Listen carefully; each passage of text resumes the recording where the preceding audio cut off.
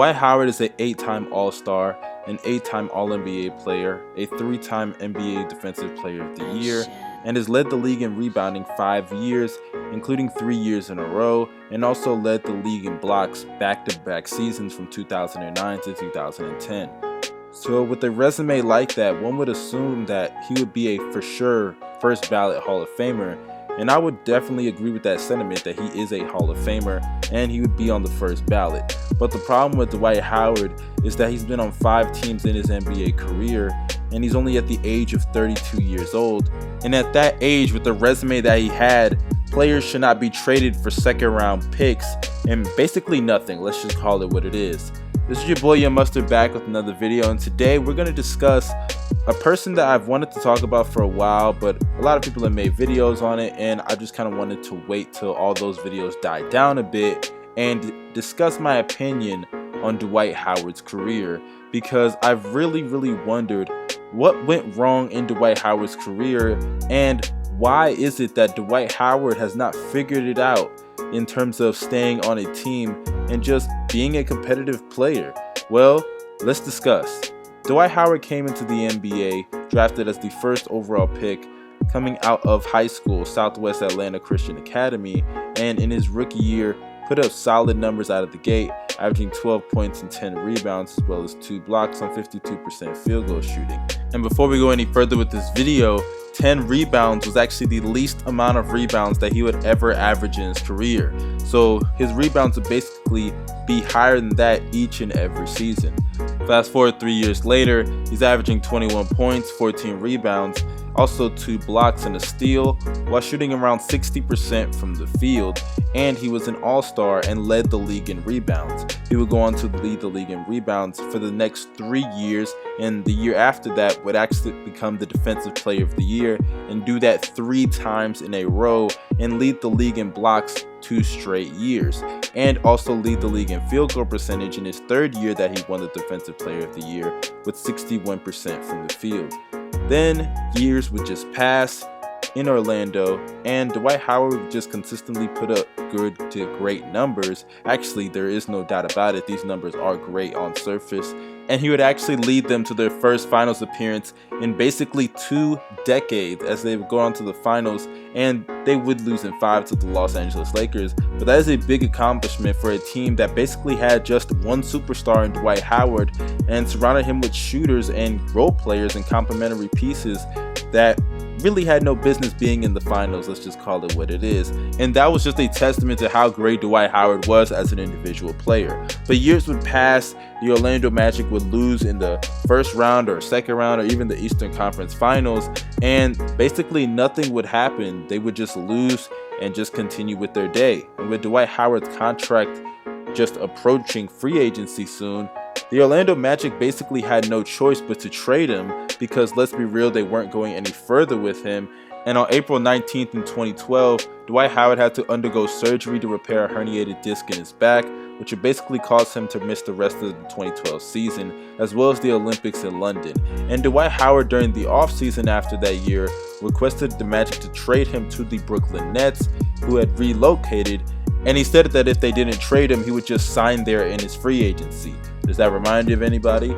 But on August 10, 2012, he was traded to the Los Angeles Lakers in a deal that involved the Sixers and the Nuggets. The Lakers received Chris Duhon and Earl Clark, and also obviously Dwight Howard.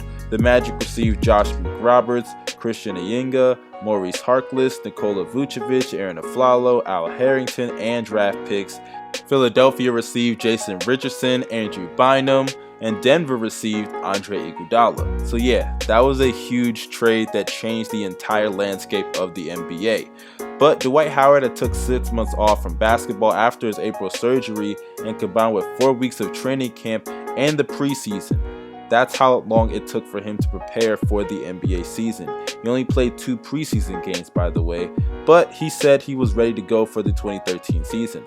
But everybody knew that going into the season, he probably wasn't going to be the same Dwight Howard that we had saw. I mean, a herniated disc, that's a big deal. That's a big back injury. And for a player that had a game that was heavily dependent on athleticism and not on actual skill, it was going to be very, very interesting to watch how Dwight Howard would play, and it was going to impact his free agency decision and the free agency offers that he would get after the season.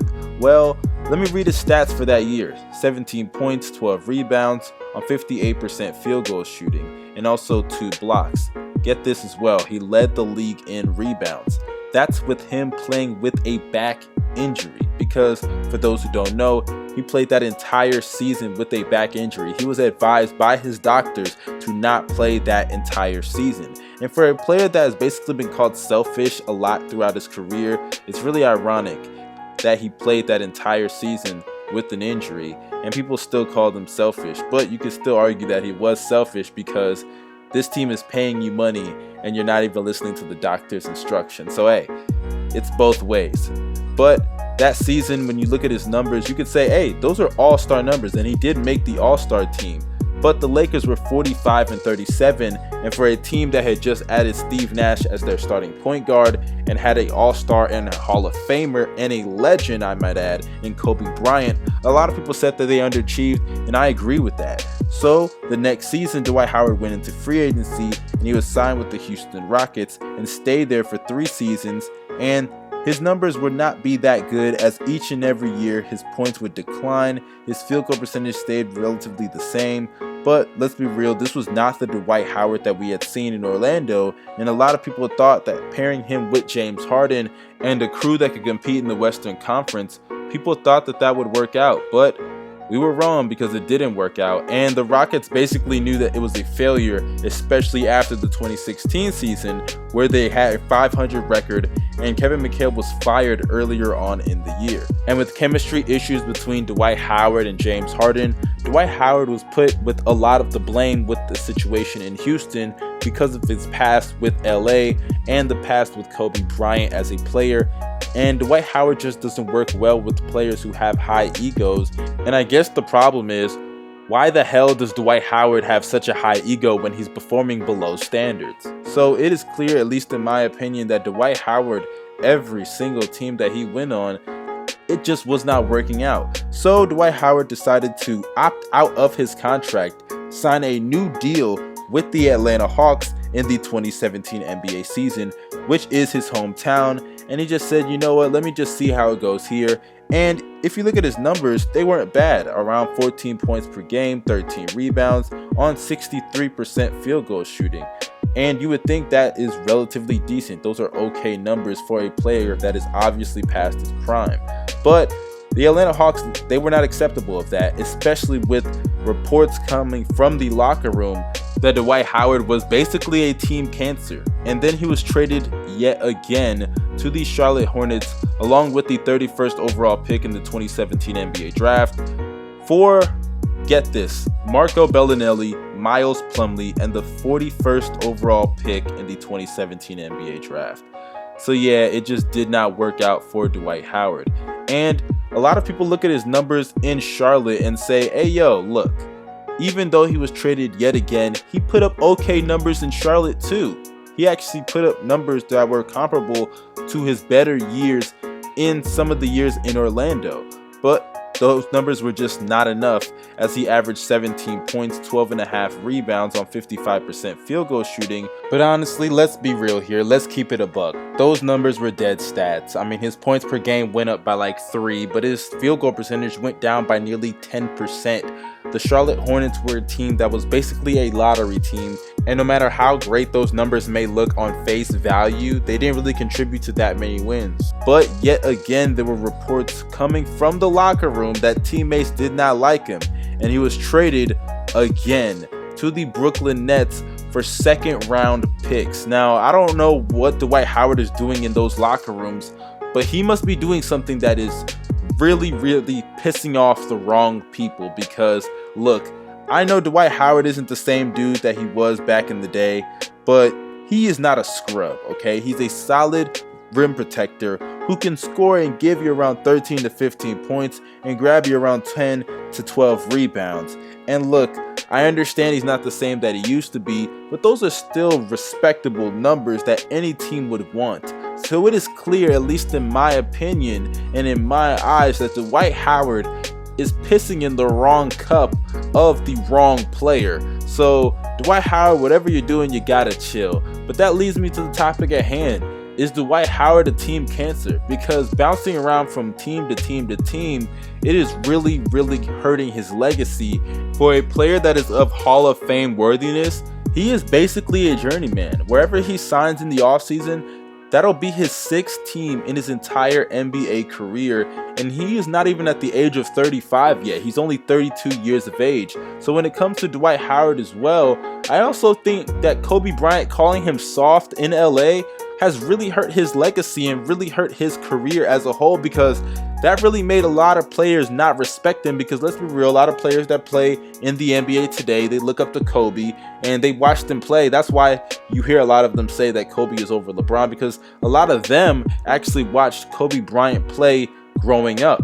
But when it comes to Dwight Howard, him not getting respect from the teammates in the locker room and pissing off the wrong people, I think Kobe Bryant calling him soft really hurt his view around the entire NBA. And look, I understand Kobe hasn't gotten along with a lot of players that played with him, but look, being called soft, that isn't going to help you no matter who you play with. And playing with Kobe, that definitely isn't going to help your reputation.